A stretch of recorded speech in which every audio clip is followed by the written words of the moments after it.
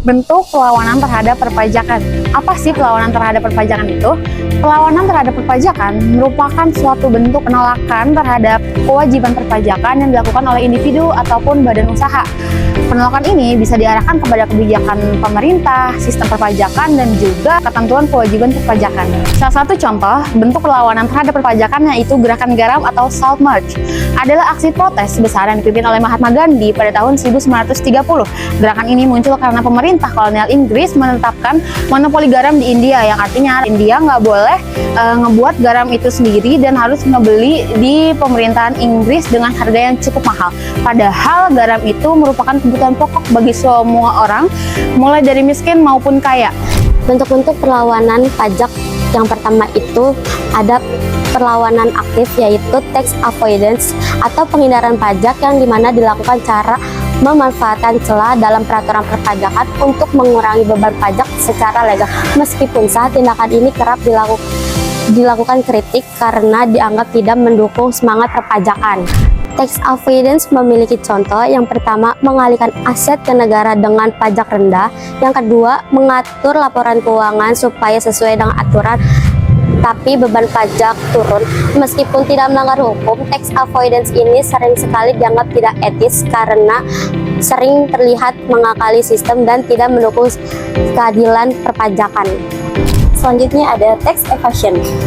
Tax evasion atau yang biasa disebut dengan penggelapan pajak adalah upaya untuk menghindari pajak secara ilegal.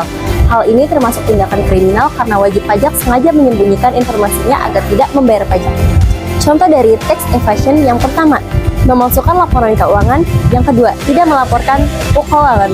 Jadi kalau tax avoidance itu legal tapi tidak etis, kalau tax evasion itu ilegal dan ada sanksi pidana. Nah, selanjutnya ada perlawanan pajak pasif. Apa sih perlawanan pajak pasif? Perlawanan pajak pasif adalah hambatan yang terjadi dalam proses pemungutan pajak yang dilakukan oleh sang wajib pajak. Hal ini disebabkan banyak faktor. Beberapa faktornya yaitu keadaan ekonomi sang wajib pajak, ada juga kekurangan kesadaran sang wajib pajak, ada juga ketidakpercayaan terhadap pemerintah dalam mengelola uang pajak. Apa aja sih faktor penyebab perlawanan pajak? Yang pertama, ketidakpercayaan pada pemerintah. Jika masyarakat menganggap dana pajak tidak sesuai atau tidak dikelola dengan baik karena isu korupsi atau penyalahgunaan anggaran dana, maka muncul sikap enggan membayar pajak. Yang kedua, beban pajak yang berat. Beberapa orang merasa tarif pajak tidak sesuai dengan kemampuan ekonominya, sehingga muncul upaya mengurangi tarif pajak yang harus dibayar. Yang ketiga, tekanan wajib pajak. Perusahaan menurun, ekonomi keluarga berat, atau pendapatan kurang stabil, sehingga membuat wajib pajak mencoba menghindari tarif pajak yang harus dibayar. Nah, tadi perlawanan pajaknya, pasti ada dampaknya dong. Ada dua dampaknya, negatif dan juga positif. Dampak negatifnya itu salah satunya pemerintah jadi kesulitan dalam menyediakan pelayanan publik seperti transportasi umum, Jaklingko, dan kesehatan yang layak untuk kita.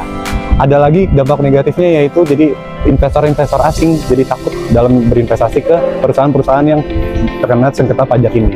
Itu dampak negatifnya. Ada juga dampak positifnya. Dampak positifnya yaitu pemerintah jadi berbenah dalam menyediakan layanan, keamanan, dan transparansi untuk memperbaiki kepercayaan publik kepada mereka. Dengan begitu, terdapat cara-cara mengatasi perlawanan pajak. Yang pertama, meningkatkan edukasi masyarakat melalui kampanye dan sosialisasi perpajakan. Yang kedua, peningkatan sistem administrasi pajak, digitalisasi sistem perpajakan. Yang ketiga, pemerintah harus secara terbuka melaporkan penerimaan dan penggunaan dana pajak untuk meningkatkan kepercayaan masyarakat. Kesimpulannya, membayar pajak adalah wujud nyata partisipasi masyarakat untuk pembangunan nasional. Namun, tantangan besar seperti perlawanan pajak menunjukkan bahwa sistem perpajakan harus terus diperbaiki. Dengan edukasi yang tepat, transparansi, dan kebijakan responsif, perlawanan pajak dapat diminimalisasikan sehingga keberlanjutan pembangunan dan kesejahteraan masyarakat dapat tercapai. Itulah beberapa penjelasan mengenai bentuk perlawanan terhadap perpajakan. Kurang lebihnya mohon maaf.